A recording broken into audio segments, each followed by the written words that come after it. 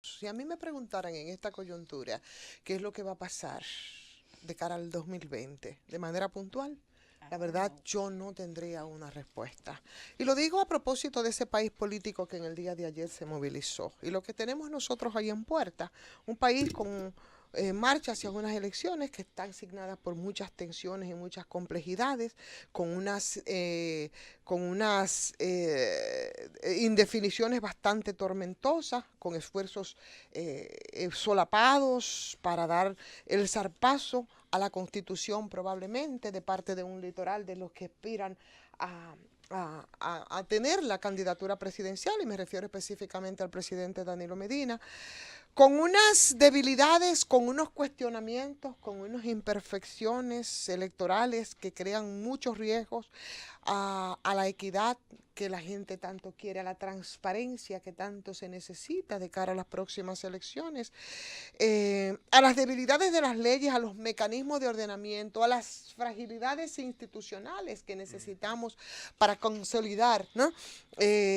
Unas elecciones creíbles y que realmente puedan llenar las expectativas de la gente.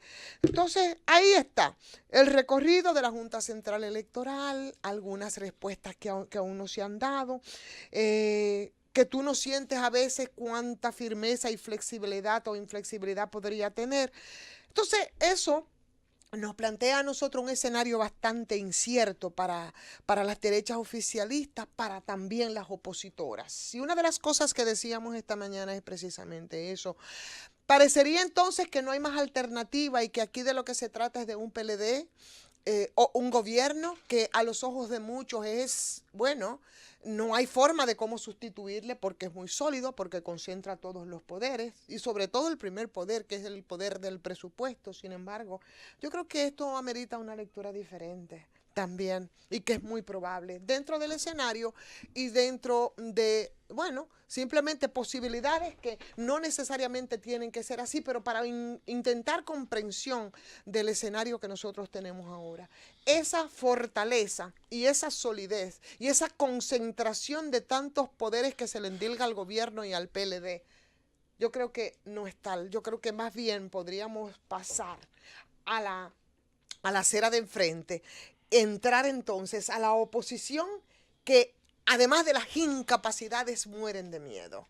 Y yo creo que ahí, en esos dos escenarios nosotros nos movemos para decir que es muy incierto lo que nos encamina hacia las elecciones del próximo 2020.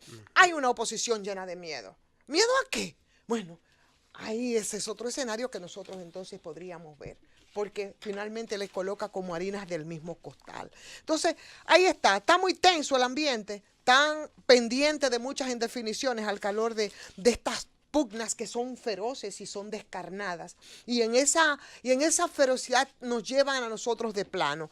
¿Podrá repostularse Danilo Medina para las próximas elecciones? ¿Se saldrá o se quedará Leonel en el Partido de la Liberación Dominicana en caso de que no sea él entonces el candidato después de ver el escenario del día de ayer? Si no es Danilo, si no es Leonel, entonces ¿qué va a pasar en el Partido de la Liberación Dominicana? ¿Qué va a pasar con ese candidato? Danilo con su mayoría interna, con toda la concentración de los poderes, pero con otros que también dicen gozan de muchas simpatías internamente en el Partido de la Liberación Dominicana, con el caso de Margarita Cedeño de Fernández, la vicepresidenta o la comadre de muchos, ¿no? Doña También Margot. de mi amigo Sammy, la comadre Margot.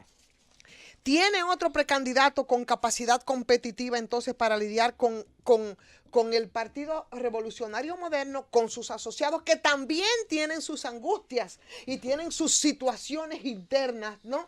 Que te colocan en un litoral y te colocan en otro? Visto eso, Jesús, Josefina, Linares, es muy difícil que nosotros podamos entonces ver de manera clara cómo se recompone el cuadro político electoral de cara a las próximas elecciones del 2020, visto desde ahora, ¿no? Con todas las artimañas, con todos los recursos que empiezan a desplegarse, como se hizo, por ejemplo, ayer. Ayer el país Una político se locura. expresó y se expresó desde todos los litorales. Si tú entonces empiezas a ver por parte todo esto, bueno, analizarlo, ¿verdad? Viendo todos y cada una de las propuestas, la repostulación de Danilo, que no es igual de ninguna manera a la reelección, en este caso, porque ya tú sabes las implicaciones que tendría para poder repostularse, Modificar la imposición. la Carta Magna.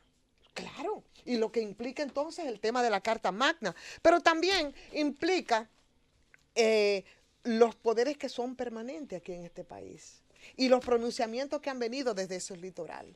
Nosotros hemos visto lo que ha pasado, por ejemplo, aquí con la Iglesia Católica y con lo dicho en principio, aunque después reculara quizás por algunas dádivas que vinieran de reuniones, ¿verdad?, en oficinas de Palacio Nacional, hicieran entonces que recoja lo dicho, en principio, la cúpula de la iglesia, pero lo dicho está. Y eso hay que tomarlo en cuenta en términos de los pronunciamientos del obispo, del arzobispo en las 7 palabras, y aunque los recogiera después, señores, también la embajada de Estados Unidos se ha expresado y hoy aparece mismo en los diarios hablando de precisamente la imposibilidad que habría o refiriéndose a las posibilidades de la reelección del presidente Danilo Medina. Así las cosas, y con Josefina, la de nosotros aquí ya en cabina, señores, tengo simplemente que insistir en lo mismo y retomar entonces nosotros el análisis que será de muchas formas y con muchas lecturas de la coyuntura política de nuestro país, de que el PLD, de que esa oposición que también tenemos ahí, que tiene que ser parte del análisis, ¿qué garantizan? ¿La continuidad de qué cosa? Del sistema de corrupción, del sistema de impunidad. Al final, ¿a qué nosotros vamos a apostar de cara a las elecciones del 2020? ¡Llévatela!